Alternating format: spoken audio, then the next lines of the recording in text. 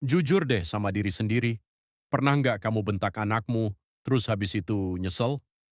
Besoknya kejadian lagi, dan anakmu diam, menunduk, lalu perlahan menjauh. Bukan karena dia nakal, tapi karena dia nggak ngerasa aman lagi di dekat kamu. Hari ini kita ngobrol soal itu. Selamat datang di Piwulang Stories, tempat cerita yang punya makna buat kehidupan sehari-hari.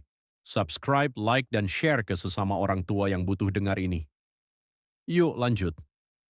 Hari ini kita bahas 3 hal. Kenapa kita suka bentak padahal niatnya mendidik? Apa yang terjadi ke anak kalau sering dibentak? Dan cara konkret yang bisa langsung kamu coba malam ini.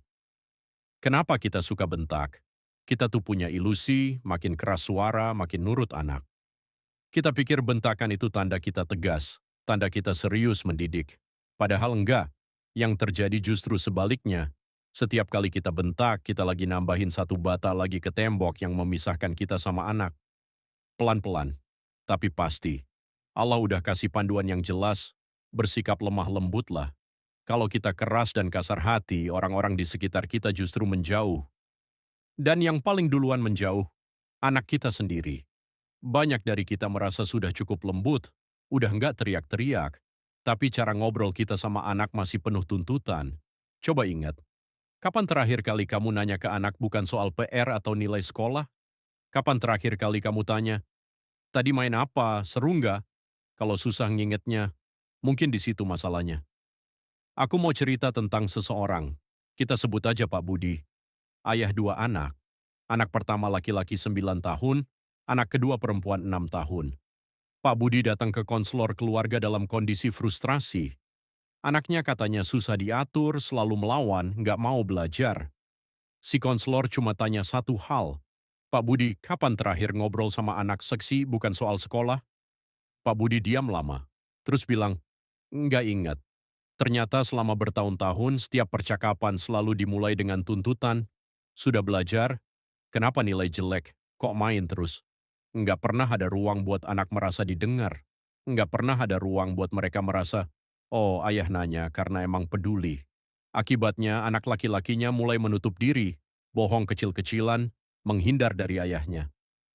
Anak perempuannya makin pendiam dan sering nangis tanpa sebab jelas. Pak Budi nggak ngerti kenapa. Dia merasa sudah jadi ayah yang baik, sudah kerja keras, sudah nafkahin keluarga, tapi yang anak-anaknya butuhin bukan cuma nafkah, mereka butuh ayah yang hadir, yang nanya bukan soal nilai, tapi soal hidup mereka.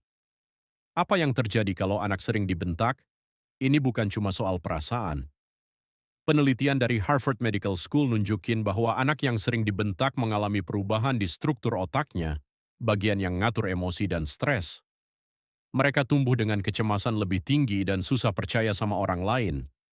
Ada 3 pola yang sering muncul. 1. Anak nurut karena takut, bukan karena hormat. Begitu kita nggak ada nilai yang tertanam. 2. Mereka jadi jago bohong. Bukan dasarnya pembohong, tapi karena belajar bahwa jujur berujung hukuman. 3. Mereka nggak akan datang ke kita waktu beneran butuh bantuan, karena rumah bukan tempat aman lagi buat mereka. Kita pengen anak yang terbuka, tapi tanpa sadar kita sendiri yang nutup pintunya. Solusi aku nggak minta kamu jadi orang tua sempurna, tapi ada hal kecil yang bisa langsung dicoba. Pertama, sebelum ngomong ke anak, tenangkan diri dulu, tarik napas. Minta Allah lembutin hatimu sebelum mulai bicara. Ini bukan lebay, ini justru cara paling efektif yang sering kita skip. Kedua, mulai dari dunia mereka. Tanya soal permainannya, teman barunya, apa yang bikin dia ketawa hari ini. Dari situ pintu hatinya jauh lebih mudah terbuka. Ketiga, buat anak laki-laki yang suka main, jangan panik. Itu bukan tanda malas. Duduklah sebentar, lihat dia main, tanya kenapa dia suka itu. Itu aja udah cukup buat dia ngerasa dihargai. Keempat, buat anak perempuan yang pendiam, kuncinya kehadiran fisik kamu. Simpan HP, tatap wajahnya. Jangan buru-buru minta dia ngomong, duduk diam bareng aja dulu. Kelima, ganti perintah dengan ajakan. Bukan, kamu harus belajar sekarang, tapi yuk kita atur jadwal belajarnya bareng. Kamu mau mulai jam berapa? Dan Pak Budi, 3 bulan setelah dia ubah caranya, anaknya mulai cerita soal sekolah dengan sukarela. Anak perempuannya mulai peluk dia sebelum tidur. Sesuatu yang hampir 2 tahun nggak pernah terjadi. Dia bilang sambil mata berkaca-kaca, aku nggak nyangka hal sekecil itu bisa mengubah segalanya. Kesimpulan kita adalah cermin bagi anak-anak kita. Kalau mau anak yang lembut, kita harus duluan lembut. Kalau mau anak yang mau cerita, kita harus duluan jadi pendengar yang aman. Kalau mau anak yang percaya sama kita harus duluan jadi tempat yang layak dipercaya. Mulai hari ini, tanya ke diri sendiri, apakah aku sudah membangun jembatan hati dengan anakku atau justru sibuk membangun tembok? Cerita pengalamanmu mendidik anak di kolom komentar ya. Dan kalau video ini bermanfaat, share ke sesama orang tua.